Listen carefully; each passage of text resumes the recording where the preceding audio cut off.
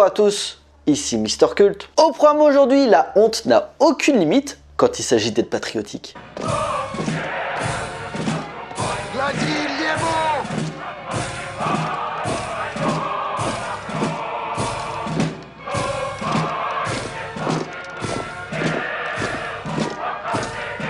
Vous êtes prêts? C'est parti pour l'Aube Rouge.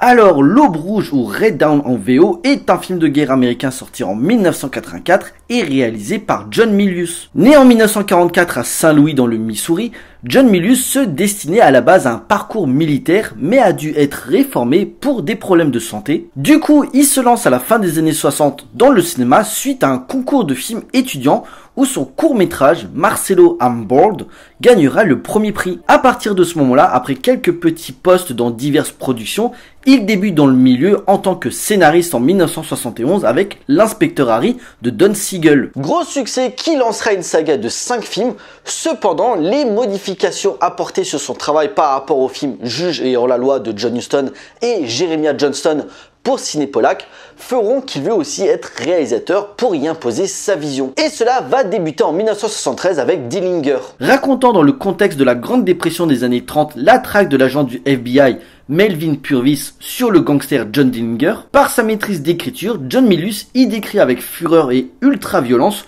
ce polar par un excellent travail de recherche et une rage libertaire qui sera la marque de fabrique du bonhomme. Un très bon début derrière la caméra. Fort de sa réputation, il enchaîne 2 ans plus tard avec un projet beaucoup plus ambitieux, Le Lion et le Vent. S'inspirant de l'enlèvement de l'américain d'origine grecque Ion Perdikaris au Maroc en 1904, en plein conflit entre la France, l'Allemagne et l'Empire britannique, ainsi que la vie du shérif Mohamed Ben Abdallah el-Rezuni. S'il se permet quelques libertés historiques, Ion Perdikaris est remplacé par un personnage féminin, Eden Perdikaris, ou encore certaines attaques américaines, notamment au palais du sultan, la beauté des décors, l'opposition de 2 figures charismatiques, Theodore Roosevelt et Rezuni, interprétés d'ailleurs par Sean Connery, ainsi que la confrontation entre la République et la royauté, plaide en faveur du film qui n'aura pas fait l'unanimité à sa sortie. Malgré l'échec du Lion et du Vent, il continue sur sa lancée en 1978 avec Graffiti Party où 3 amis d'enfance, également surfeurs, se retrouvent après différentes traces de la vie pour le Big Wednesday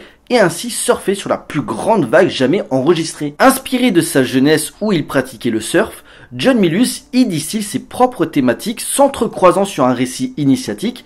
Ceux qui y voyaient un simple film de sport seront étonnés par le propos et le retour difficile des héros suite à la guerre du Vietnam. Et en parlant de guerre du Vietnam, si Graffiti Party ne rencontre pas le succès escompté, sa maîtrise de l'écriture va amener une nouvelle génération de réalisateurs à faire appel à ses services. D'abord pour Steven Spielberg sur Les Dents de la Mer en 1975, apportant une certaine densité au personnage, notamment la fameuse scène de beuverie en mer où Quint y évoque son passé à Indianapolis. Mais c'est en 1979 que sa carrière va prendre un nouveau tournant en co-scénarisant avec Francis Ford Coppola le chef-d'œuvre Apocalypse Now, l'un des films les plus fous de l'histoire du cinéma, où il sera d'ailleurs nommé à l'Oscar du meilleur scénario adapté.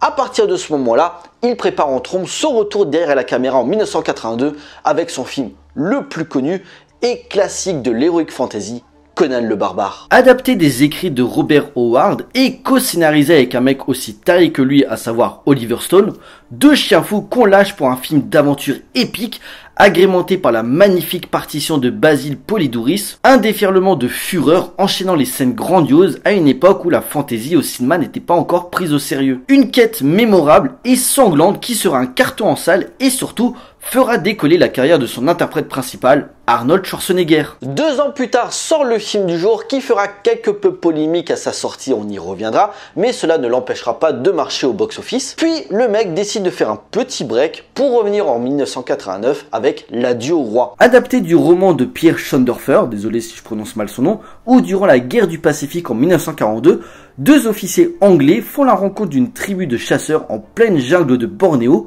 où leur chef n'est autre qu'un Américain ayant déserté, nommé Leroyd. Ils vont devoir s'allier pour faire face aux vagues japonaises. Si le film a bien des écarts à quelques similitudes avec Apocalypse Now, le personnage de Leroyd, interprété par Nick Nolte, rappelle énormément Kurt, campé par Marlon Brando dans l'œuvre de Francis Ford Coppola. John Milius sera très mécontent du résultat suite aux éternelles coupes de studio. L'Adieu au roi sera un échec par sa beauté esthétique, sa BO et sa poésie macabre de la guerre. Le cinéaste le réévaluera avec le temps. Enfin, sa dernière expérience en tant que réalisateur sera chaotique avec en 1991 l'adaptation de l'œuvre de Stephen Kuntz, Le vol de l'intrudeur. Une histoire de pilote durant la guerre du Vietnam, multiples reports pour éviter la concurrence, des reshoots doivent être tournés notamment pour changer la fin. Pour un budget de 30 millions, le film en rapportera à peine la moitié. Sortant en pleine période tempête du désert, John Milius décrit la production du vol de l'intrudeur comme l'une des pires expériences de sa carrière, ce qui le dégoûtera du cinéma. En effet, ces deux dernières réalisations sont pour la télévision, Motorcycle Gang en 1997, faisant partie de l'anthologie Rebel Highway, une série de téléfilms rendant hommage aux séries B des années 50. Outre John Milius, les autres épisodes seront mis en scène par Joe Dante, Robert Rodriguez ou encore William Friedkin. Peu de gens connaissent cette mini-série, mais perso je vous la conseille. Et Rogue Riders, une mini-série sortie la même année, se déroulant durant la guerre hispano-américaine. Si sur le vol de l'intrudeur le tournage a été horrible, ici ça s'est super bien passé, les audiences ont été excellentes et elle est considérée comme l'un des meilleurs shows des années 90. La bonne occasion pour finir en beauté, depuis il profite de sa retraite bien méritée, ce qui n'est pas plus mal car personnellement, vu le système hollywoodien actuel, il n'aurait clairement pas sa place. John Milius ne plaît pas à tout le monde, c'est un fait. Que ce soit pour ses positions conservatrices ou encore son caractère un brin fou furieux. Genre, petit exemple, durant la production de Conan le Barbare, lors d'une réunion, il est carrément venu avec un fusil au cas où si les choix artistiques n'allaient pas dans sa direction. Mais je trouve réducteur de pointer le cinéaste pour ses frasques très souvent limites, car il est beaucoup plus intelligent que ça. Certes, ces films ne le font pas dans la dentelle par ses héros hors du commun et sa violence outrée, souvent taxé d'apologie de la guerre et d'une méfiance progressiste, mais il a toujours défendu une certaine idée d'un cinéma viril et épique. Divers qualificatifs lui sont associés, mon préféré étant le général Patton des réalisateurs. Une personnalité qui divise, mais qui a au moins le mérite d'avoir été honnête jusqu'au bout, se décrivant même comme un viking du cinéma. Son côté réactionnaire pour imposer ses idées, un poète guerrier qui a noué sa frustration personnelle par ses écrits et ses films, dont celui qui va nous intéresser. En effet, au début des années 80, un certain Kevin Reynolds, futur réalisateur de Robin des Bois et Waterworld, écrit un scénario s'inspirant librement du roman Sa Majesté des Mouches, une dystopie sur fond de Troisième Guerre mondiale, déjà adaptée au cinéma d'ailleurs. Kevin souhaite le réaliser, mais le studio préfère un homme d'expérience, sauf qu'ils essuient beaucoup de refus, dont Walter Hill. C'est finalement John Milius qui est choisi, et avec l'aide de Alexander Hayes, un ancien conseiller politique, il remanie le script, traitant de diverses théories militaires qu'aurait imaginé Adolf Hitler, mais vu le sujet, le budget augmente considérablement, et il est décidé de faire des protagonistes des jeunes lycéens par des acteurs plus ou moins connus. Ainsi sort en 1984 L'Aube rouge. L'histoire en 1989, l'OTAN est dissous suite au retrait des armes nucléaires. En parallèle, Cuba envahit l'Amérique centrale, tandis que le Mexique rejoint l'URSS dans le but d'une alliance contre les États-Unis. Cela signe le début de la Troisième Guerre mondiale. Suite à cela, dans le Colorado, on suit un groupe d'étudiants pris au piège par la prise d'assaut du bloc de l'Est et de ses nouveaux alliés. Les jeunes vont devoir se réfugier dans la forêt d'Arapaho pour former un groupe de résistants nommé les Wolverines. Dans un contexte tendu de guerre froide durant les années Reagan, John Milius nous met en pleine face une uchronie sur une potentielle guerre entre les États-Unis et le bloc communiste, glorifiant au passage un nationalisme pouvant puer la propagande, le nerf de la guerre comme on dit. Une œuvre qui peut susciter la moquerie ou au mieux le second degré, mais quand on voit ce qui se passe en ce moment avec Poutine, on se dit que le cinéaste avait tout compris avant les autres sur le danger potentiel que peut représenter la Russie. Bien sûr, à l'époque, les gros actionneurs bien bourrins se font à la gloire de l'Amérique, mais quand on y regarde de près, on peut remarquer que les deux camps sont pas si différents dans leur vision patriotique. Critiqué pour la plupart par sa violence excessive pendant un temps, il était d'ailleurs noté dans le Guinness Book comme le film le plus violent jamais tourné, avec en moyenne 2 actes de violence par minute. Suite à cela, L'Aube rouge fut le premier film à avoir été classé par la MPAA, la Motion Pictures Association of America, PG-13. Une première parce que avant 1984, entre le PG et le R, il n'y avait pas d'entre-deux. Du coup, c'était compliqué de juger une œuvre ni trop choquante, ni trop gore. Bien sûr, ce serait réducteur pour le film de John Milius de le catégoriser à une glorification de la guerre et de la culture des armes à feu. De l'autre côté, on a loué à John Milius la volonté de mettre en avant un patriotisme très prononcé de jeunes Américains prêts à se battre pour leur pays contre l'impérialisme oppressif.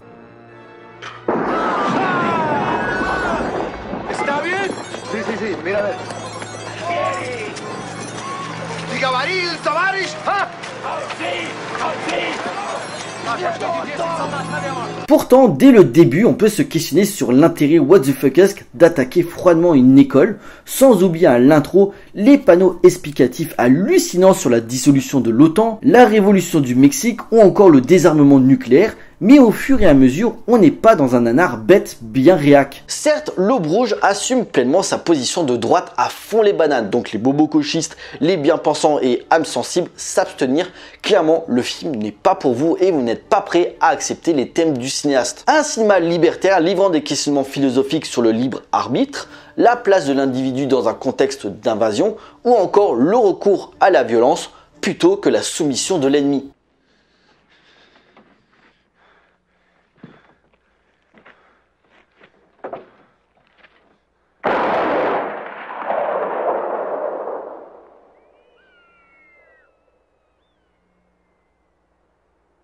Il est important de remettre en contexte l'esprit contestataire au moment de sa sortie. L'Aube Rouge sort sur les écrans en août 1984, soit quelques jours avant la convention nationale du Parti républicain en pleine campagne de réélection de Ronald Reagan, qui citait d'ailleurs l'Union soviétique comme l'empire du mal.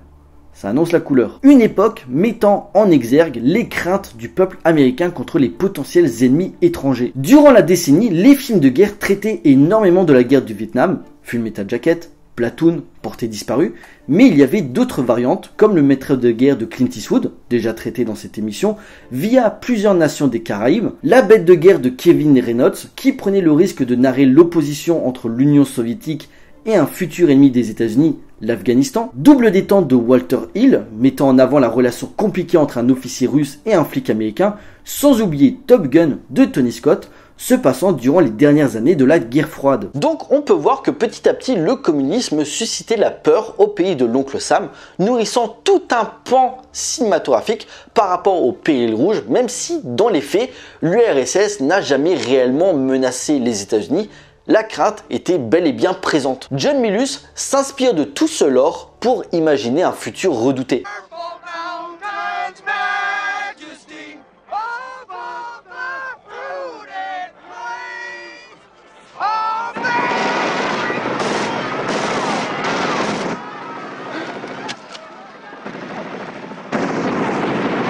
Au niveau du casting, c'est simple, on a droit de futurs talents en devenir. Le toujours parfait Patrick Swayze en leader charismatique, un tout jeune Charlie Sheen très souvent en proie au doute sur l'intérêt de cette guerre, mais par contre, les féministes, soyez contentes, car les filles dans le film sont ultra badass. Que ce soit Lea Thompson, oui, la future maman de Marty McFly dans Retour vers le futur, ou encore Jennifer Grey, qui retrouvera Patrick Swayze quelques années plus tard dans Dirty Dancing. Dans les seconds rôles, on peut retrouver également Harry Dean Stanton, Powers Boosie, Ben Johnson, voire le regretté Ron O'Neill en révolutionnaire mexicain, bref un beau casting de gueule cassée. Tu vois,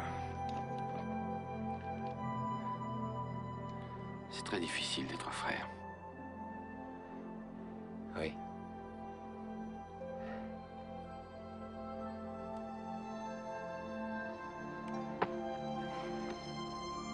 Une fois la peur et les pleurs passés, la petite bande de jeunes va s'aguerrir de leurs faiblesses pour constituer une résistance contre le fléau communiste sans une once d'ambiguïté. Fervent défenseur du port d'armes à feu, John Milius y impose sa vision, celle de montrer à quel point le peuple américain est courageux et vaillant contre l'assaillant lâche et teigneux. Des séquences nettes qui ramènent les souvenirs les plus terribles de la guerre, l'atterrissage des parachutistes qui se mettent à tirer sur tout ce qui bouge sans une once d'humanité, les camps dans lesquels périront d'honnêtes citoyens, voire les chars et soldats qui font leur ronde tranquille dans les rues vides. A noter qu'une scène montrant des chars détruire un McDonald's avait été tournée, mais suite au fameux massacre à San Isidro dans un de ses restaurants, elle fut retirée au montage.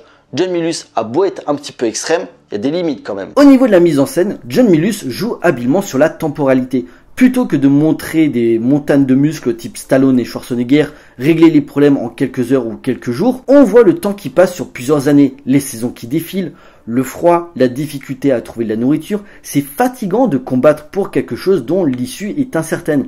Et puis surtout, voir tes amis proches mourir un par un. L'ennemi se renforce alors que nous, on se désunit.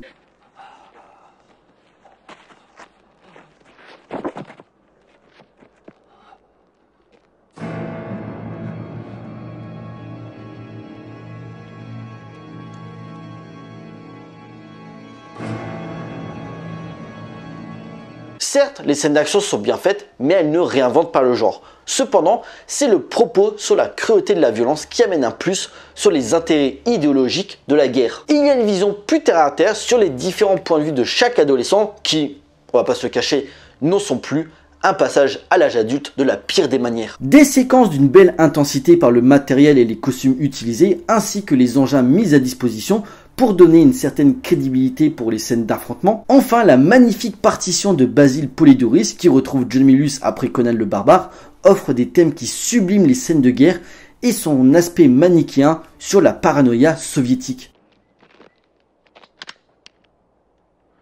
T'as perdu.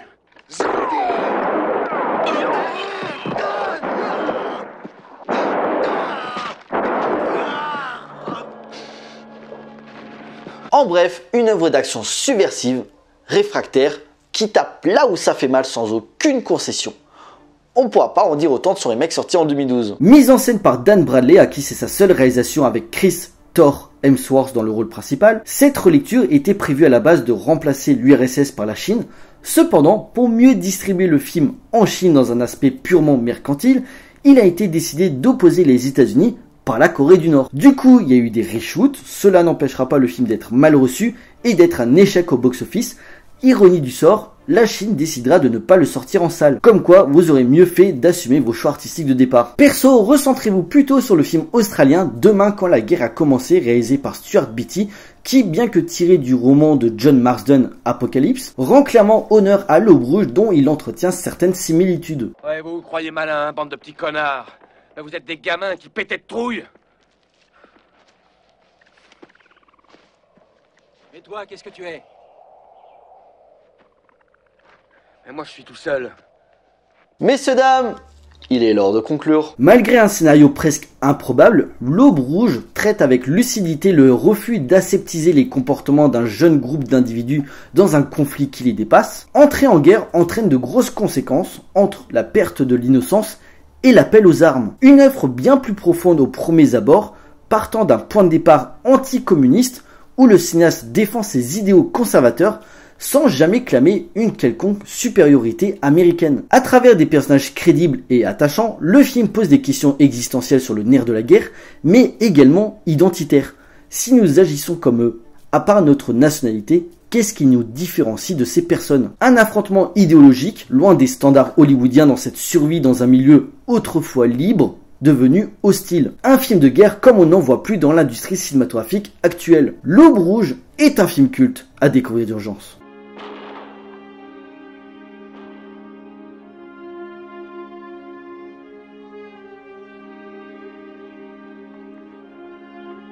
Voilà, cet épisode est à présent terminé, j'espère qu'il vous a plu. Donc l'Aube Rouge, un film à voir ou à revoir si ce n'est pas encore fait. Un film de guerre unique en son genre qui va vous faire du mal et qui ne vous laissera pas indemne à la fin du visionnage. Pour nous, on se retrouve pour une prochaine vidéo. D'ici là, portez bien, allez voir des films.